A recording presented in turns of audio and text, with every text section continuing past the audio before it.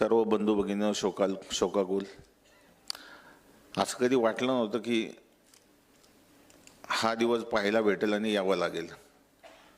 ह्याच सभागृहामध्ये एक 6 महिन्याच्या पिरियडमध्ये मी दादांना भेटलो होतो. माझ्या इथं रेल्वे उड्डाणपुलाचं काम मिलिटरी डेअरी फार्मच्या परमिशनसाठी थांबलं होतं.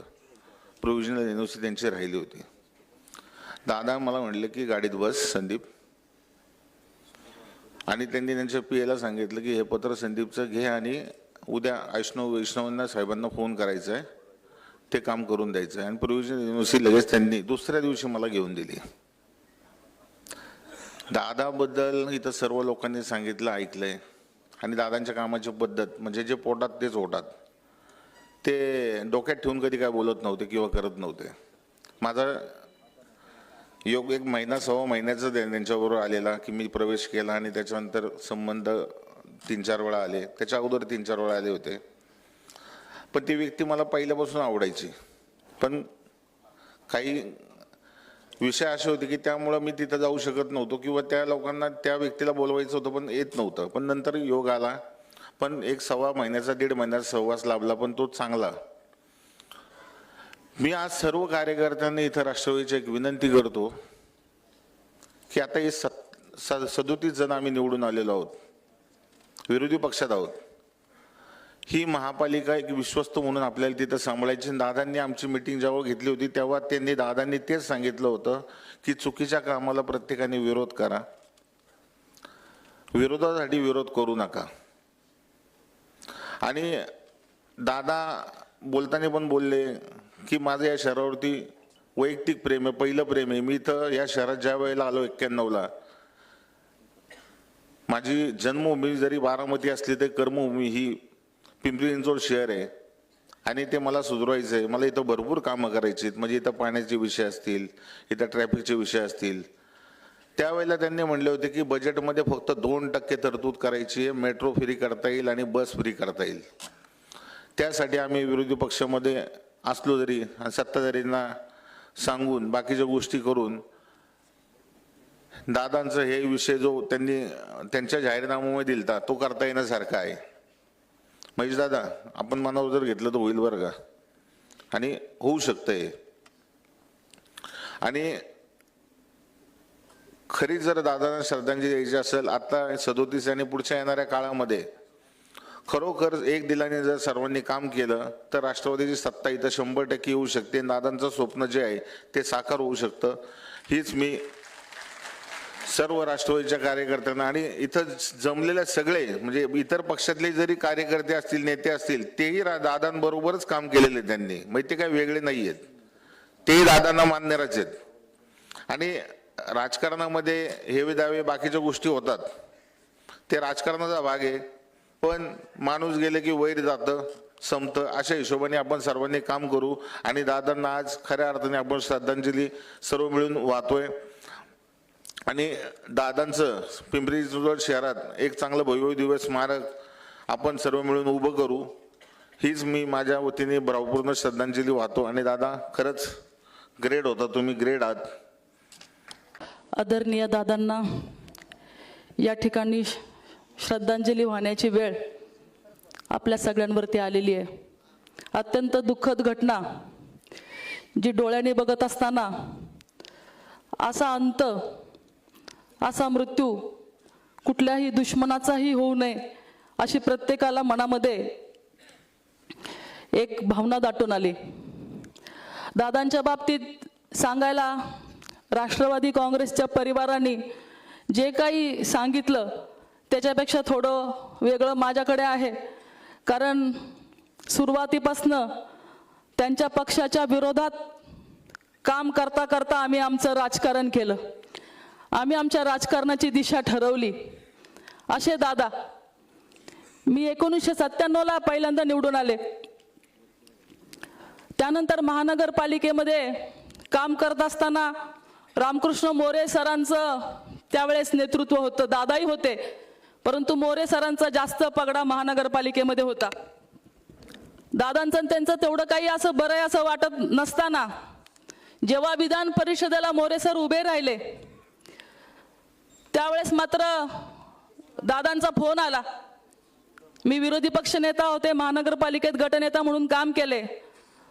दादा म्हणाले, सुलभाताई तुम्ही आमचे मोरे सरांना मतदान करा, त्यांना मदत करा. तुमचा उमेदवार नाहीये, पण तुम्ही मोरे सरांना मतदान करा अशी मी विनंती करतो.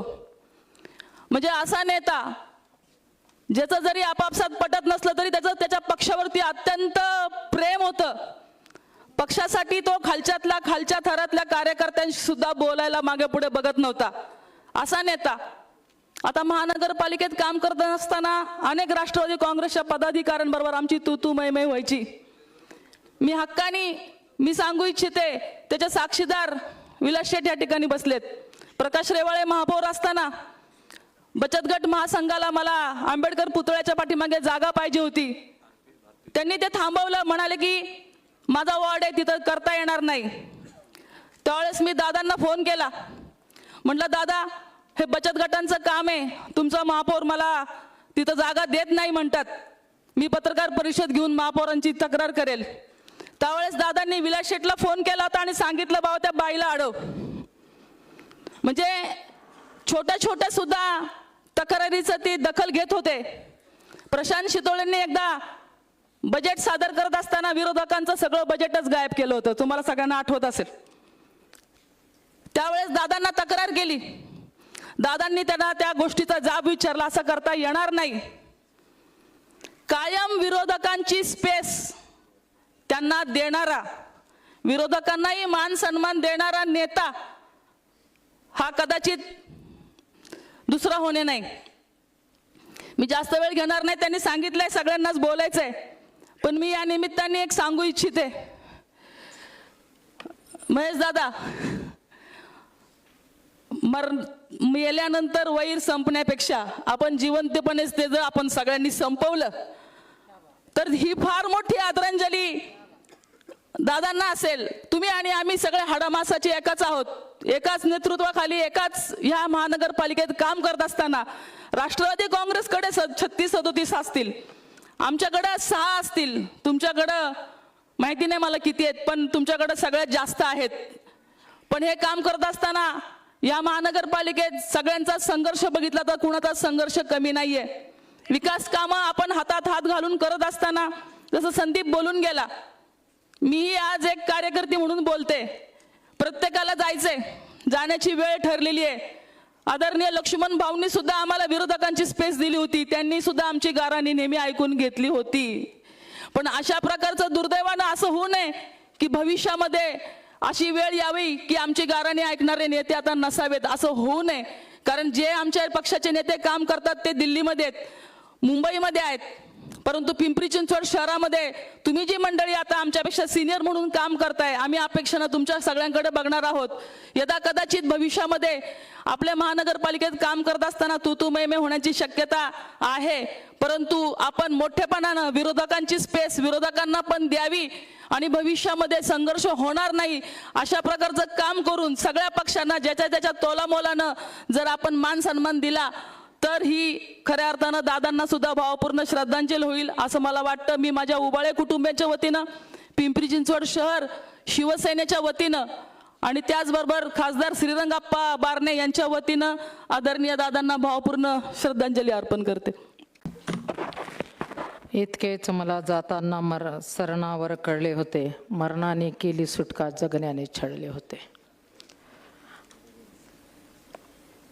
लोकनेते स्वर्गीय अजितदादा पवार, त्यांना श्रद्धांजली वाहण्यासाठी उपस्थित राहिलेले सर्व शोकाकुल पिंपरी चिंचवडकर, त्याचबरोबर त्यांना या शहरात येण्यापासून रोखणारे सर्व राजकीय वैचारिक मतभेद असणारे सर्व नेते,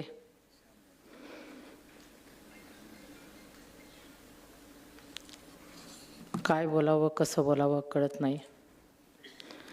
आईबाप जन्म देतात, मोठं करतात, त्याच घरात येण्यापासून ज्यावेळेस आईबापांना आपण परावृत्त करतो, त्यांच्या विरोधात गरळ ओकतो आणि मग आपण काहीतरी चांगलं केल्याचं आव आणतो, दुःख होतं.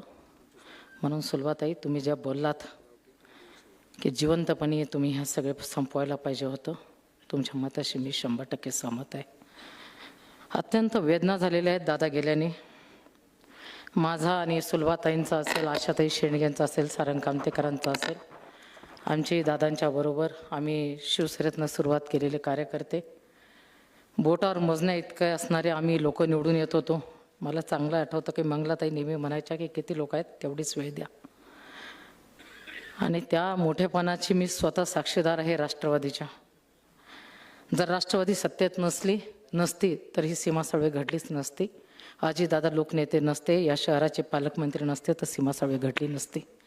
आणि म्हणून अशा थोर नेत्याच्या चरणी नतमस्तक व्हावं, आदरांजली व्हावी, त्यांनी केलेल्या कामाचं कौतुक करावं, त्यांनी केलेल्या चुका माझ्यासारख्या क्षुल्लक कार्यकर्त्याने दाखवून दिल्यानंतर 4 पावलं मागं घ्यावं, एक अपशब्द न वापरता, कुठली मनात कटू भावना न ठेवता मोठ्या मनाने माफ करावं. 2007 ते 2017 सलगपणे निवडणुकीच्या काळामध्ये एकही भांडण अंगावर न घेता निवडून यावं माझ्यासारख्या क्षुल्लक कार्यकर्त्याने. मोठ्या मनाचे दादा होते. अजित दादासारखा मोठ्या मनाचा माणूस होणे नाही आणि कोणी होऊ शकत नाही. दादा असण्याचं भान त्यांना पूर्ण होतं. ते संपूर्ण महाराष्ट्राचे दादा होते. आणि म्हणून दादा, यावेळेस 2021ला ज्यावेळेस तुम्ही मला, सारंग कामतेकरांना, आशा शेंडगेला बोलून घेतलं आणि सांगितलं की माझ्या बरोबर पाहिजेत तुम्ही, एका क्षणाचाही विलंब न करता तुमच्या बरोबर थांबलो. ते थांबण्यात तुम्ही सांगितलं आत्ता तुम्हाला थांबावं लागेल, थांबलो, बोलून घेतलं, तिकीट दिलं, डायरेक्ट माझ्या वार्डात माझ्या प्रचारासाठी आलात. प्रचारासाठी आलात आणि मला सांगितलं, मी भाषणाला उभी राहिले आणि मोठ्या भावासारखं सांगितलं की उमेदवार आहे, संयम. खरं सांगू, तोंडातले शब्द संपून गेले होते माझे. माझा स्वभाव अत्यंत आक्रमक, कोणी आर्य म्हणलं की कार्य म्हणणारी मी. पण मी जसं त्यांनी मला हाताने इशारा केला, मला बोलायला सुचलं नाही. समोर हजारोचा जनसमुदाय होता माझ्यासाठी, आम्ही बोलवलेला जनसमुदाय, आणि त्याच्यापुढे शब्द सापडू नये. आणि त्यांनी मला जाताना सांगितलं, कागदावरती लिहून पाठवलं, मी आहे ना, मी बोलेल, तुम्ही नाही बोलायचं. आणि ज्या दिवशी दादांवरती सगळ्या प्रकारचे आरोप होत होते आणि ते म्हटले माझं मी टाळणी आहे का, मी त्यावेळेस दादांना फोन केला आणि मी विचारलं, दादा मी बोलू का? ते म्हटले उमेदवार आहे, उमेदवारांना नाही बोलायचं, तुम्ही नाही बोलायचं, तुम्हाला बोलायला खूप संधी मिळणार आहे, पण लक्षात ठेवा तुमचा घातपात नक्की होणार आहे. त्यामुळे ज्या दिवशी आमच्याबरोबरचे 2 नगरसेवक निवडून आले, फोन केला, अरे वाघेन मागं राहिल्यात तुम्ही, लक्ष आहे माझं तुमच्याकडे. इतका प्रेमानं बोलणारा मोठा भाऊ, मोठा दादा माझा निघून गेला. फार कमी सहवास लाभला, पण विरोधी पक्षाचा नेता कसा असावा तर तो अजितदादासारखा असलं पाहिजे. तेवढं मन मोठं ठेवता आलं पाहिजे. आणि तेवढं मन जर तुमचं मोठं नसेल तर तुम्ही किती मोठं झाला तर तुम्ही किती कोते आहात हे लक्षात येतं. आणि म्हणून दादांसारखं मोठं होणं कुणालाही शक्यच नाही आहे. ते आज अजित सृष्टी उभारण्याचं जे काही मी आत्ता वाचलंय, अभिनंदन आहे. अभिनंदन कुणाचं करू? दादांनीच ही महापालिका घडवलेली आहे. समोर बसलेले महेश दादा आहेत, तुम्हालाही दादांनीच घडवलेलं आहे. समोर बसलेले विलास लांडे पाटील आहेत, तुम्हालाही महेश दादांनीच घडवलेलं आहे. राजू, तुलाही महेश दादांनी घडवलं आहे. शंकर शेठ, तुम्हालाही महेश दादांनी अजित दादांनी घडवलेलं आहे. स्वर्गीय लक्ष्मण भाऊ जगतापांना पण अजित दादांनीच घडवलेलं आहे. त्यामुळे अजित पर्व, अजित सृष्टी करताना इथं बसलेला राष्ट्रवादीचा एकही कार्यकर्ता, एकही स्वाभिमानी कार्यकर्ता कुणाचाही आभार मानू नका. कारण ही महापालिका घडवण्यात त्यांचाच मोठा हात आहे. आणि म्हणून त्यांना श्रद्धांजली वाहणं, त्यांची सृष्टी उभी करणं आपलं सर्वांचं कर्तव्य आहे. त्यांच्या मोठ्यापणात जपणं आपलं काम आहे. आणि म्हणून कुणी कोणाचा अभिमान या ठिकाणी आभार मानू नका. वाईट वाटून घेऊ नका महेश दादा, अजिबात वाईट वाटून घेऊ नका. यासाठी म्हणेन, कारण का तुम्हाला जे घडवलं ना, तुम्हाला जे डेअरिंग दिलं ना, ते याच अजितदादांनी दिलं होतं. मला 2014चे तुम्ही महेश दादा आठवतायत, त्या पायऱ्यांवरती उभं असणारे. आणि विलास लांडे पाटलांच्या समोर तुम्ही ज्यावेळेस मी तुम्हाला विचारलं, खरंच तुम्ही फॉर्म भरणार आहात का? तुम्हाला येणारा काळ ठरवल. तुम्ही लढवई झालात ते अजितदादांमुळेच झालात. त्यामुळे तुम्ही कधीच विसरू नका. जसं सुलभाताई म्हटल्यात की त्यांचं जेवढं मन मोठं होतं, महेश दादा तुम्हाला एकच सांगेल, हरवणं खूप सोपं आहे, जिंकवून एखाद्याला हरवता आलं ना तर ते पण करून बघा एकदा. नक्की तुमची मी मनापासून आभारी राहीन, खरंच मनापासून आभारी राहीन. दादा तुम्ही खूप चांगले कार्यकर्ते होतात आहात. आत्ता मात्र तुमच्यात खूप बदल झालेला आहे. तो बदल जो आहे आज जे तुम्ही आजी सृष्टी करून जे काही स्वतःमध्ये बदल घडवण्याचा प्रयत्न केलाय त्यामध्ये तुमचं आभार नक्कीच मानणार नाही मी, कारण मीच सांगितले कोणी आभार मानायचे नाहीत. फक्त राजकारण करत असताना शब्द मात्र नेहमी सांभाळून वापरायचे असतात. ज्यावेळेस तुमचे शब्द घरंगळत होते, दुःख होत होतं दादा, अजितदादांना तुम्ही अशा भाषेत नाही बोलायला पाहिजे होतं म्हणून वाईट वाटत होतं. पण एकदा माणसाला सत्ता आणायची नशा चढली की माणसं थोडीशी वेगळ्या वाटेने जातात. तुम्हीही गेलात. सत्ता कुणापासून कुणाच्यासाठी आणायची होती मला माहीत नाही, कारण राष्ट्रवादी काँग्रेस, भारतीय जनता पार्टी, शिवसेना सगळे राज्यात एकत्रच आहेत. त्यामुळे एकत्रित असताना सुद्धा अशा प्रकारचं एखाद्याला आपल्या घरात येण्यापासून रोखण्याची जी काही भाषा होती ती थोडीशी मला रुचलेली नाही. आणि मला माहिती आहे की तुम्हाला ते माझं बोलणं रुचणारही नाही. मला खंत नाही दादा त्याची, मला खंत नाही. फक्त एकच सांगेल, पराभव झाला म्हणून कुठलेही दुःख नाही आहे. लढले, खूप ताकदीने लढले, अजितदादाच्या ताकदीने लढले. त्यांनी सांगितलं वाघीण मागं राहिली, बरोबरीत नेणार. माझा भाऊ गेलाय, माझा बाप गेलाय, हिंमत देऊन गेलाय. हिंमत माझी कोणी चोरू शकत नाही. हिमतीने लढणार आहे. इथून पुढे एक ताकदवर विरोधी पक्ष कसा असतो ते मी तुम्हाला दाखवून देणार आहे. या शहराला मला दाखवायचं आहे. दबणार नाही मी कुठल्याही दबावाने. आणि अजितदादा तुम्ही जे बोलला होतात, तुम्ही जे सांगितलं होतं की मला पिंपरी चिंचवडला परत यायचं आहे, मला माझ्या घरात परत यायचं आहे, मला माझ्या शहरात परत यायचं आहे, या शहराला मी घडवलेलं आहे, इथून येण्यापासून हे रोखणारे कोण होत आहेत? अजितदादा तुमच्यासाठी तुमची बहीण, तुमची पोरगी इथं छाती टोकपणे मी लढणार आहे. जे जे या ठिकाणी अजितदादाचे पायी कसणार आहेत त्यांनी एकदा जरूर अजितदादाला सलामी म्हणून कोणी पक्ष न सोडता कुठल्याही दबावाला घाबरता आपण काही श्रद्धांजली देणार आहोत दादांना, ती म्हणजे विरोधात लढून आणि दादांची ताकद वाढवून पवार कुटुंबाकडे राष्ट्रवादी पक्ष कसा राहील याच्यासाठी आपण एकत्रितपणे लढणार आहोत. ज्यावेळेस शिवसेनेचे 3 नगरसेवक निवडून येत होते त्यावेळेस लढण्याची हिंमत ठेवणारी मी आहे. ज्यावेळेस 7 निवडून येते त्यावेळेस पण लढण्याची हिंमत ठेवणारी मी आहे. आज राष्ट्रवादीत आहे. इथून पुढचा कार्यकाळ माझ्याकडे पण जास्त नाही आहे. वयाची 55 मी पण गाठलेली आहे.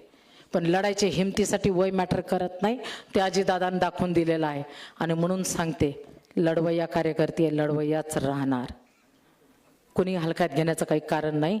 दादा तुम्ही आमच्यातनं गेलात, पण तुम्ही दिलेली जी हिंमत आहे, रोज रात्री दादा फोन करायचे 1 वाजता 1:30 वाजता, ताई कसं आहे, वातावरण चांगलं आहे? मी म्हणायचे हो दादा खूप चांगलं आहे. ताई मला बाकीच्यांबद्दल नाही, तुमच्याबद्दलच थोडीशी शंका येते. घात तुमच्याबरोबर होणार आहे, घात तुमच्याबरोबर होणार आहे. आणि घात झाला. वावत गेले, हरकत नाही, राजकारण आहे, पडझड चालू असते. कुठल्याही एका पराभवाने कोणी खचून जायचं नाही. पण दादा गेल्याचं दुःख नक्की आहे. आज या ठिकाणी जे या ठिकाणी दादांना श्रद्धांजली वाहण्यासाठी एकत्र आले त्या सर्वांना एकच सांगेल की दादांसारखा मोठ्या मनाचा नेता आणि मोठी झालेली माणसं खरंच आपल्याला यापुढे जर बघायचे असतील तर आपल्याला सर्वांना विरोधात राहून जी लोक प्रवाहाच्या विरोधात पोहण्याचा प्रयत्न करतात त्यांच्याबरोबर उभं राहावं लागेल. प्रवास संपवून संघर्षाचा शांतपणे व्यस्त झाला. प्रवास संपवून संघर्षाचा शांतपणे व्यस्त झाला. आभाळापेक्षा सूर्य क्षणभरात व्यस्त झाला, अस्त झाला. महाराष्ट्रात असे दादा हरपले. दादा हरपले नाही तर दादाच्या जी काही प्रेरणा आहे लढण्याची ती कायमस्वरूपी मी बरोबर ठेवणार आहे. आणि मी मनापासून या ठिकाणी दादांना श्रद्धांजली अर्पण करते. माझ्या प्रभागाच्या नागरिकांच्या वतीनं, माझ्या कुटुंबियाच्या वतीनं, सारंगजी कामतेकरांच्या वतीनं, आपल्या सर्वांच्या वतीनं इथं श्रद्धांजली अर्पण करते. आज या ठिकाणी आमचे नेते शहराध्यक्ष योगेशभाई बहल, अजितदादा गव्हाणे, विलास लांडे पाटील, आपण सगळ्या जणांनी ज्या ताकदीने आम्हाला या ठिकाणी लढण्याची ताकद दिली होती, ही ताकद अशीच पाठीशी राहू द्या. दादांना परत एकदा भावपूर्ण श्रद्धांजली वाहते. थांबते.